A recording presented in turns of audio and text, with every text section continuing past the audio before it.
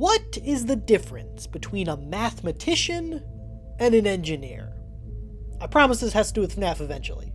The answer lies in this old parable. If you asked both an engineer and a mathematician to take a picture of a giraffe, the engineer would probably fly over to Africa with a camera, find an area with lots of giraffes, and take a picture of one. The mathematician would first lock themselves in their study for weeks, maybe months, and eventually hand you a thick stack of papers proving that giraffes do exist.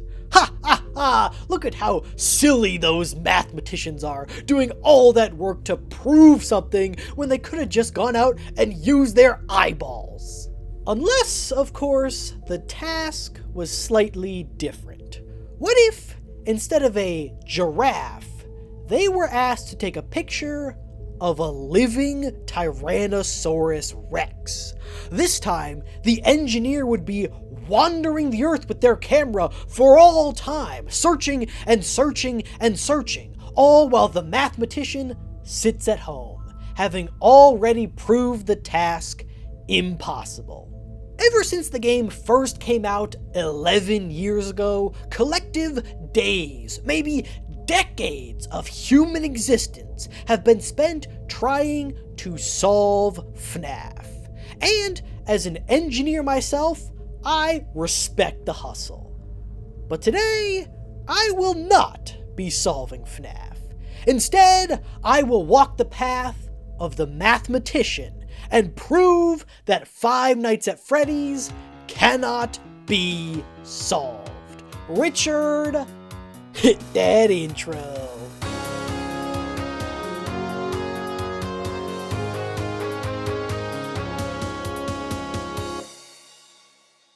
Before we can definitively prove whether or not FNAF is solvable, we must first beg the question of what it really means to solve something. Well, in the world of mathematics, a problem is solved when there exists one single verified solution. If a problem provably has no solution or has more than one valid solution, then it is unsolvable. And for those who don't know, math has been around for a while, I'd say, and over the many years, mathematicians have developed a foolproof method for finding and verifying these solutions. Now, clearly, Five Nights at Freddy's isn't a simple math problem, and using some basic arithmetic to try and make sense of all of this nonsense might seem like a fool's errand. But I assure you, I am no fool. Even if we can't use the exact same arithmetic techniques to figure out exactly how many people are named Jeremy in this series, we should be able to use the same principles to definitively solve everything. How hard could it be? The first step is to define the problem. After all, it's pretty hard to solve a problem if you don't know the problem you're trying to solve. In math, your problem could range from a simple equation to some insane abstract 8-dimensional geometry space. But just to demonstrate how everything works, I'll use a very simple algebra problem. 3x minus 6 equals 0. In this case, x is our unknown variable. In order for this problem to be solved, we need to resolve every unknown in the equation. Basically, what number can we fill in for x to make this true? In FNAF, there's a lot of unknowns, over 100 15 to 30 minute game theory episodes worth of unknowns. In fact, if you look at any comment section for any FNAF video on the internet, you could probably argue that there are no knowns, so that does complicate things just a little bit, but we'll get back to that later. The next step is to define your axioms. axioms. Now, these are statements that you assume to be true without needing a formal proof. They're basically just math's way of saying, just go with it, so you don't have to reinvent all of math every time you calculate a tip. One example might be Euclid's parallel postulate, which says that if two angles in a shape like this add up to less than 180 degrees, those two lines will eventually meet on that side. You can't necessarily prove this, it's more the cornerstone that you use to prove everything else. Now, if the realization that all of math is built on inherently improvable statements that, if wrong, could shatter our understanding of reality as we know it is filling you with some deep existential dread, don't worry! The cool thing about axioms is that you can sometimes choose to just ignore them.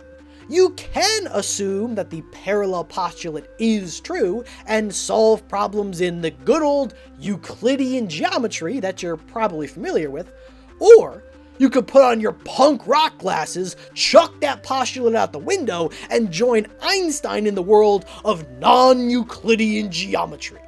They're kind of like the rules for Uno. Some of them are set in stone. And then there's some other optional ones that you could choose to include if you enjoy games that are fun. So then, what are our FNAFxioms? Really thought that one would roll off the tongue a little better. What are some objectively true statements that we can make about this story that we can build the rest of our solution upon? Like I said, there aren't that many. But we do know for certain that, for example, 5 children were murdered in the restaurant from the first game. Oh, okay, no, I'm seeing the comments now. Some people don't agree on that one. Okay, well that's fine. But we do know that this purple guy is a man named William Afton. Nope. Some people are making some surprisingly compelling arguments against that one too. All right, that's fine. FNAFxiom number 1. This guy's name is Freddy. We can all agree on that, right? Seriously? No? Okay, all right. We'll come back to this one. Once you have your axioms defined, the next step is to simplify the problem. Break something complex down into simpler subcomponents. Going back to our sample equation from before, we've got 2 operations going on here: multiplication and addition.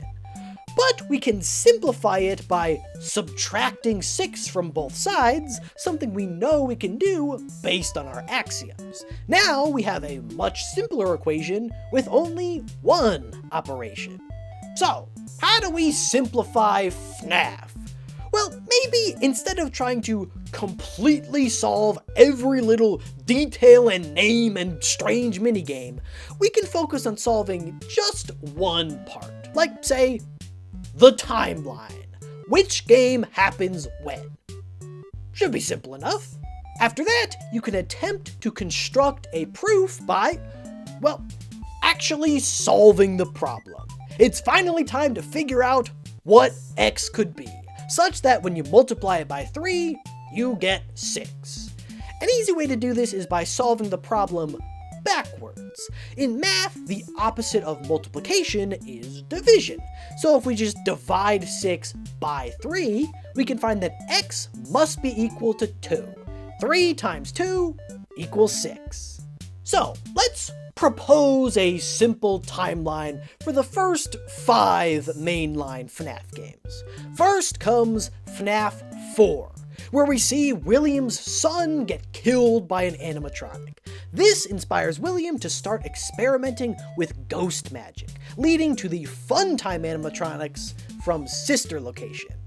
But oopsie, this time William's daughter gets killed in another freak animatronic-related accident, leading William to start murdering a whole bunch of kids the good old-fashioned way.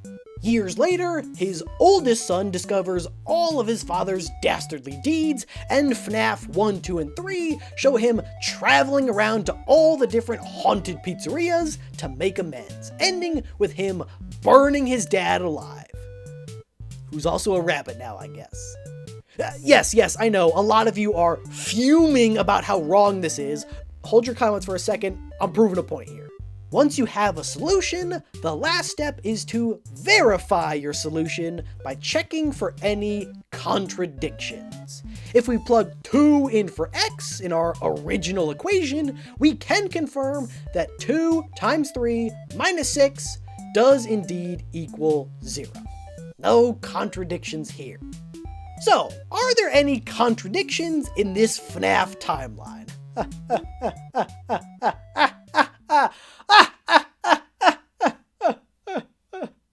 Yes. We placed FNAF 4 before Sister Location because we assumed that the death of William's youngest son motivated him to start studying ghost magic, which led him to make the Funtime animatronics. However, in FNAF 4, we also hear William warn his youngest son to remember what he saw, and encourages him to stay far away from the animatronics. This seems to be a reference to his daughter's death in Sister Location.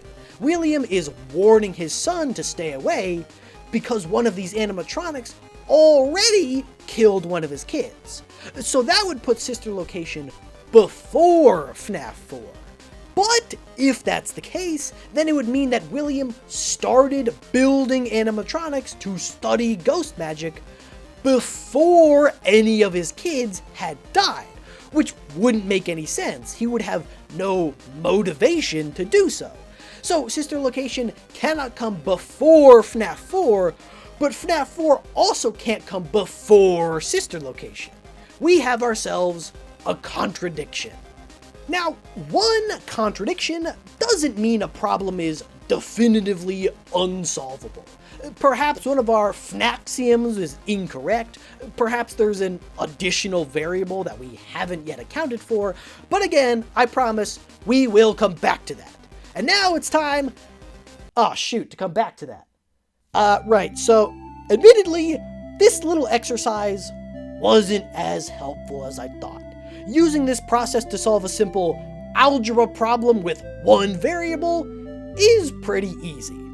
But FNAF has a few more than just one variable. But that's okay. Just because a problem is complicated doesn't mean it's unsolvable. Thus is the holy power of math. With enough tenacity and wit, no problem is too complicated to be solved. Not even this. Math will prevail. The real issue is this. Problems with a lot of variables will always require more information to solve. And conversely, the more equations you have, the more unknown variables you can solve for. And sure, FNAF does have a lot of unknowns, but it also has a lot of equations. I mean, it's got a million games, books, sudokus, movies, whatever this is. Surely, in all of this, there must be some system of equations that we can use to solve FNAF, right? Well, I mean, there are some equations in here that we can get pretty definitive answers from. And then there's some more down here that kind of just have a big shrug emoji next to them, so I wasn't really sure if I should count those or not. And then up here, some other people, they wrote some more equations, and I'm not sure if they're connected to the same problem or if it was just they're doing their own thing. And then over there, someone tried to erase something and write something else on top of it. You can still kind of see it. So does that count or not? And then someone just drew a Stussy down there. Look, I'll be honest. My original plan for this video was to solve FNAF like a mathematician. I wanted to be the one to come up with a definitive, provable solution to this story based on hard facts, evidence, and mathematical rigor. I wanted to be the guy to unironically write "solved" in big green letters on the thumbnail. And I tried, man. I really tried to find a system of literary equations and all this chaos, but I couldn't. Hell, I couldn't even prove whether or not a solution even exists. There is somehow not enough information and too much information. I applied all the mathematical rigor that I possibly could, and it didn't work. And I don't know why. Math was created to solve any problem that can be solved and weed out the ones that can't. And this is a problem. And if math cannot solve it one way or the other, then that would mean that math is wrong. And I've built my whole life around math. And if it's wrong, then everything's wrong. And that can't be right. There must be something that I'm missing here, but I can't tell what it is, and it's driving me crazy. Richard, cut the camera.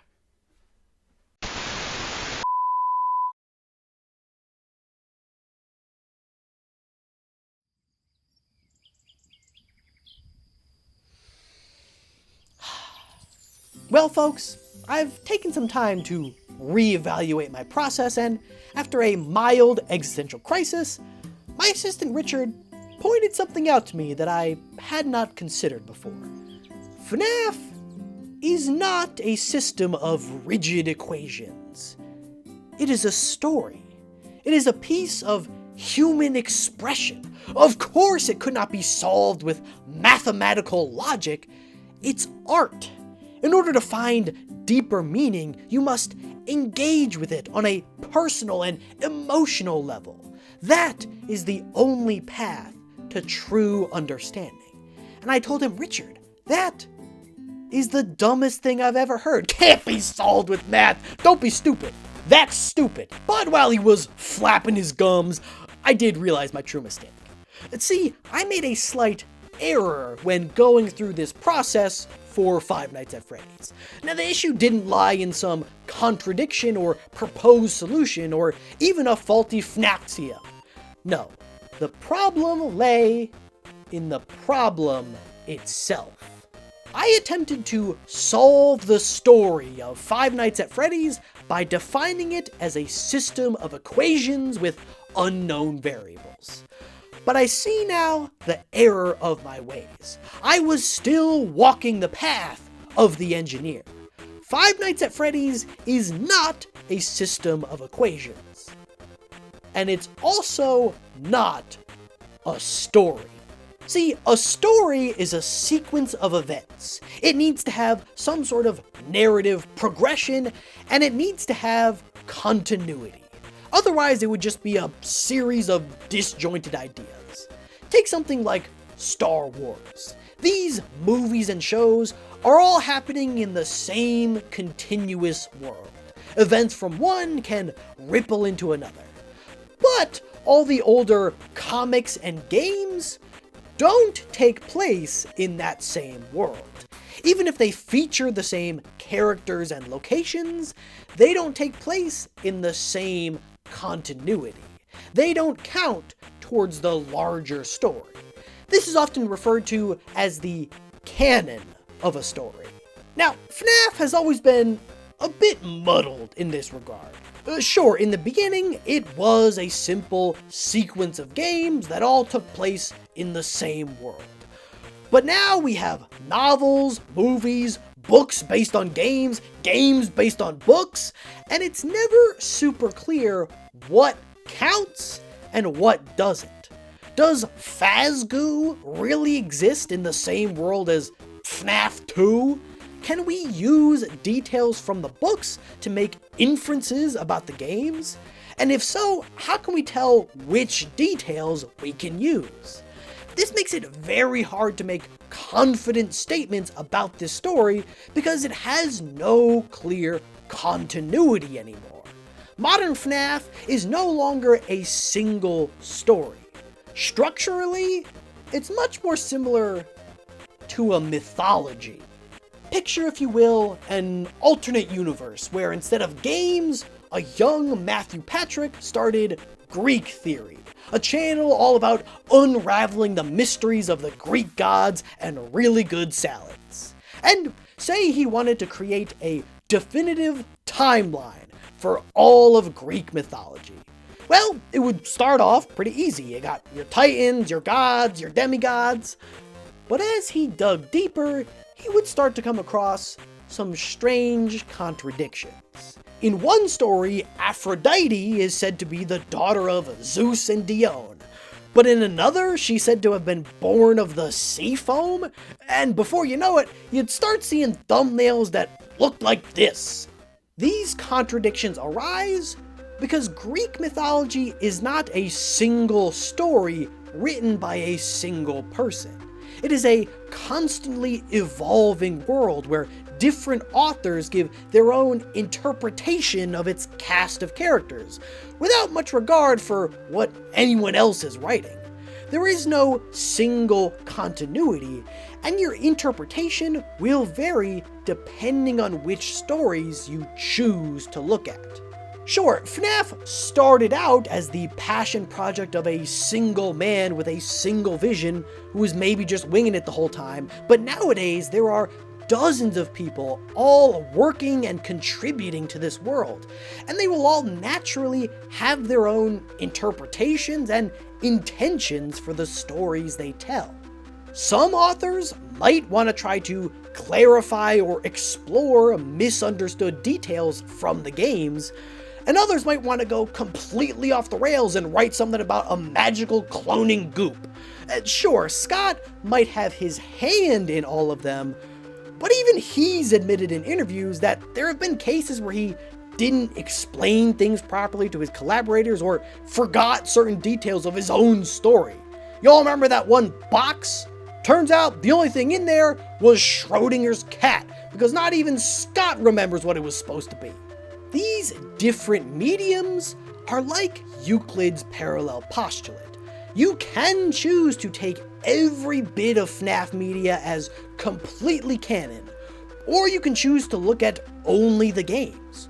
Both would result in a completely different story, but both are equally correct. There is no one provably singular solution to this story. Remember well the folly of the engineer.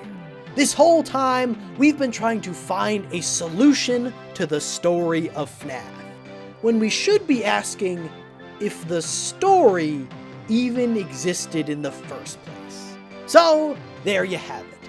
Definitive proof that FNAF is unsolvable. Tune in next week, where I solve FNAF. And a huge thank you to all my supporters on Patreon, including Alakazam, Aspa102, Big Dog Tie for to Win, Captain Kirby, Sidian, Sherry and Mark, Stylish, The Boss Killer 94, Ty Studio, Tricks of Crows, and did you know that the character limit on Patreon is very high? Well, it is high enough, in fact, that I could name myself M.